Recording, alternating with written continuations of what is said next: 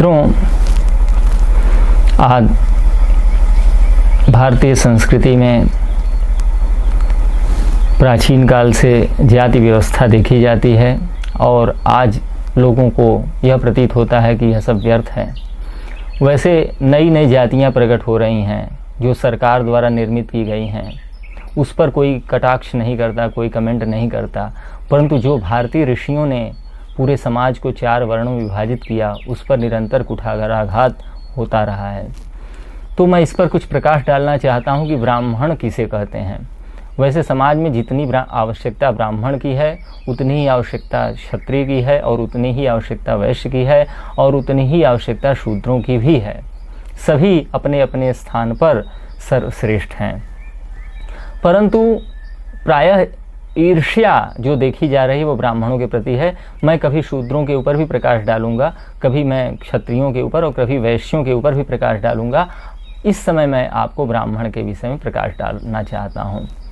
मित्रों, ब्राह्मण या जाति व्यवस्था में जो ब्राह्मण है वह जाति का एक भाग है। उस जाति को, उस समाज को 4 भागों में बांटा गया था, जिसमें प्रथम भाग ब्राह्मण के अंश में आता है। गीता आदि ग्रंथों में लिखा है कि चातुर्वर्ण्यम मया सृष्टिया गुण कर्म विभागशः। भगवान श्री कृष्ण कहते हैं कि मैं गुण और कर्म के आधार पर जाति का विभाजन मैंने किया है। तो कर्म तो सभी ब्राह्मण का करना चाहते हैं। लोगों ने समझ रखा है कि ब्राह्मण का कार्य केवल पूजा पाठ करना होता है, पठन पाठन करना होता है, यज्ञ आदि करना होता है, तो हम सभी कर सकते हैं और सबको अधिकार भी है।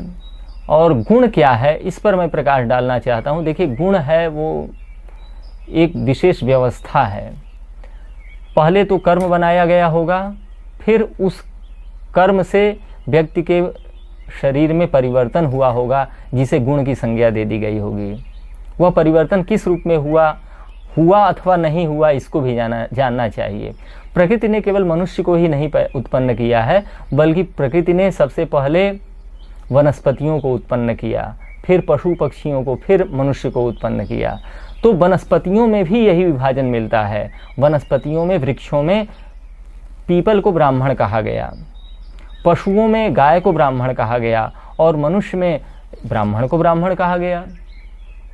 तो अन्य जो मानवेतर जातियां हैं, पशु पक्षी हैं, उन पर तो हम कोई विवाद नहीं करते, क्योंकि न तो उनको नौकरी पानी होती है, न तो उनसे कोई द्वेष करता है उतना, और इसलिए हम उन पर कोई टिप्पणी नहीं करते। परंतु हमें सच्चाई जानना चाहिए कि जो विभाजन मनुष्यों में है ब्राह्मण का, वही पशु पक्षियों में भी है और वही वनस्पतियों में भी है। तो ब्राह्मण किसे कहते हैं?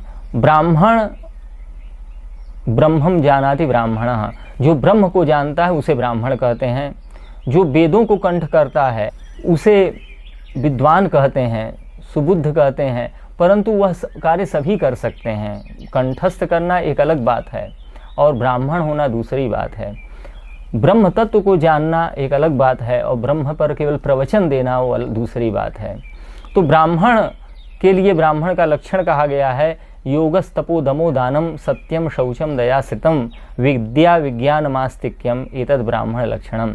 अर्थात ब्राह्मण कैसा होना चाहिए? कर्म से योग संपन्न होना चाहिए, अर्थात अष्टांग योग में निरत होना चाहिए, तपश्चर्या करने वाला होना चाहिए, दम हो, इंद्रिय निग्रह जानता हो, इंद्रिय निग्रह में दक्ष हो, दान करता हो, सदैव सत्य का आचरण करता हो, पवित्र हो, दया भाव से संपन्न हो, और वेदों को पढ़ने वाला हो, वेदों को जानने वाला हो।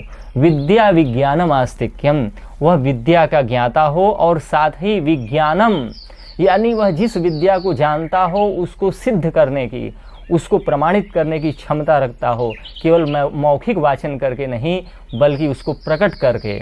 जैसे आज के वैज्ञानिक उसको लेबोरेटरी में उसका परीक्षण करते हैं और उसको प्रोडक्ट के रूप में समाज के समक्ष रखते हैं, उसी तरह से जो ब्राह्मण है वह विद्या को जानता है और उस विद्या को प्रकट करके दिखला सकता है, तब वह ब्राह्मण कहा जाता है। और इसके अतिरिक्त आस्तिक्य होना चाहिए। वह विद्या कहाँ से आती है? तो वह विद्या वेदों में लिखी हुई है, इसलिए वेदों में श्रद्धा होनी ही चाहिए। तो कहने का तात्पर्य यह है कि ब्राह्मण वह व्यक्ति है जो इतने लक्षणों से संपन्न हो, और इन लक्षणों को परमानेंट बनाए रखने के लिए कुछ कर्म आवश्यक किए गए, जैसे संध्या किए बिना ब्राह्मण नहीं रह सकता।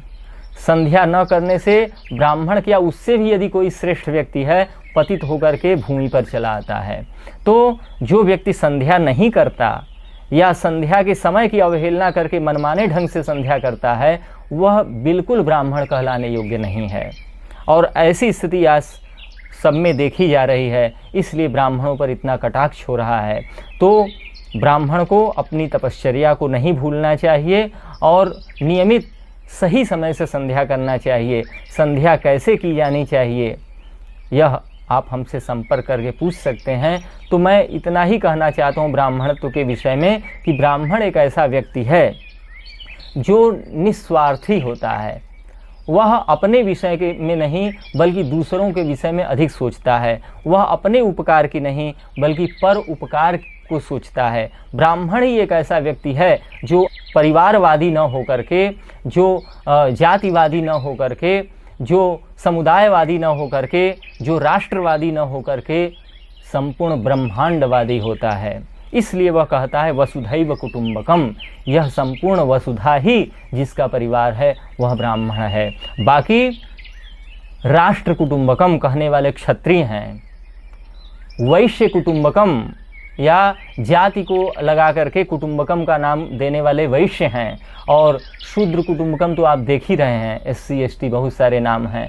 तो यह सब निचले स्तर की चीज़ें हैं, परंतु ब्राह्मण ऐसा नहीं करता। ब्राह्मण वसुधैव कुटुंबकम की भावना लेकर के चलता है। इसके पीछे कारण क्या है? शूद्र सेवा भाव करता है, वैश्य धन अर्जित करने में लगा रहता है, क्षत्रिय बाहुबली होता है, वह आधिपत्य करने में लगा रहता है। परंतु ब्राह्मण के पास यह सब कुछ भी नहीं होता। न उसके पास धन होता है, न तो उसके पास सेवा भाव होती है, न तो वह उसके पास राष्ट्र होता है, न तो बल होता है। ब्राह्मण केवल ब्रह्म वर्चस्व को प्राप्त करना चाहता है, ब्रह्म तेज को प्राप्त करना चाहता है। उसका आराध्य केवल सूर्य है, वह सूर्य को प्राप्त करना चाहता है जो ब्रह्मांड में सबसे ऊपर है। इसलिए वह ब्राह्मण सूर्य को पाना चाहता है, वह किसी से टकराना नहीं चाहता। अगर हम धन को प्राप्त करना चाहेंगे तो धनियों से टकरा जाएंगे, यदि हम सेवा भाव करना चाहते हैं तो दूसरे सेवकों से टकरा जाएंगे, यदि हम राष्ट्रवाद की बात करते हैं तो दूसरे राष्ट्रों से टकरा जाएंगे।